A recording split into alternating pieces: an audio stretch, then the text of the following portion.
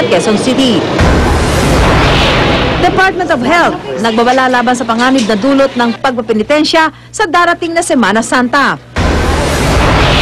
Mga residente sa Balanga, Bataan, nagpagalingan sa pagbibilad ng tuyo.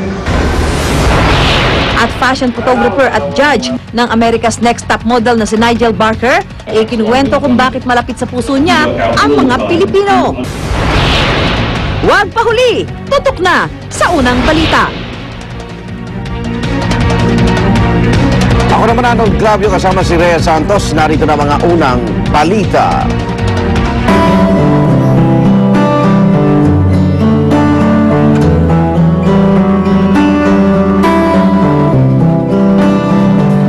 Pagpapapako sa krus at iba pang uri ng penitensya ngayong Semana Santa posibleng makasama sa kalusugan ayon po sa Department of Health. Paalala naman ng Simbahang Katoliko, hindi kailangan pahirapan ng sarili para mapatawad ang mga nagawang kasalanan. Narito ang report ni Marisol Abduraman.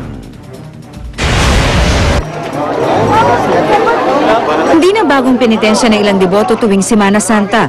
Sa Kutod, Pampanga at ibang lugar, dinaragsa ang ganitong pagpapapako sa krus. Karaniwang ding nasasaksihan ang ganitong paghahampas ng bulyos o kawayang may tali sa likuran.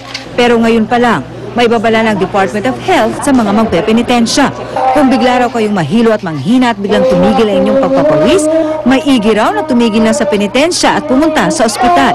Posible raw kasing mauwi ito sa heat stroke o sobrang pagtaas ng temperatura at pagkaubos ng tubig sa katawan, lalo pa tag-init na.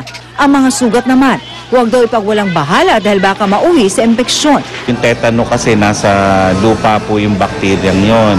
So talagang pag marumi po yung pagkakagawa at maaari kayong ma-infect po, pwede kayong matetano. Si Marvin, 15 taon nang nagpipenitensya, pero noong isang taon daw kasi muntika na raw himatayin. Matapos ang mahigit 4 na oras na paglalakad sa ilalim ng tirik na araw. Gayunman, itutuloy pa rin daw niya ngayong taon ang panata. Bago ka sumalang sa ganyan, hindi mo pwede magpuyat ng mga kailangan magpuyat o kung ano man ang dapat mo gawin, uminom na ano, hindi dapat kasi pagdating kasi ng oras ng penitensya mo, ikaw mismo ang katawan mo, babagsak ka kung hindi mo kakayanin ng panata mo ng kahit may sakit ka. Sa mga tulad ni Marvin na ayaw papigil, payo ng DOH, magpatingin at magpakonsulta sa doktor o sa mga rural health unit bago at matapos ang penitensya. Para iwas heat stroke, magbaong daw ng tubig.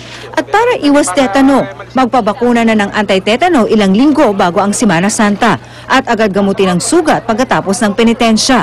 Pa-check nyo po blood pressure nyo, tatanungin po kayo ng mga doktor ng kondisyon nyo na maaaring makaapekto po sa inyong pagpipinitensya. Wala naman daw masama sa paniniwala at pagtupad sa panata. Ang mahalaga raw ayon sa DOH ay isalang-alang ang kalusugan at kaligtasan. Maging ang Simbahang Katoliko, nagpaalalang hindi na kailangan ang penitensya para mapatawad ang kasalanan. Sa unang hirit, misyong totoo ang unang hirit. Ang saya-saya. Sa unang hirit, unang hirit.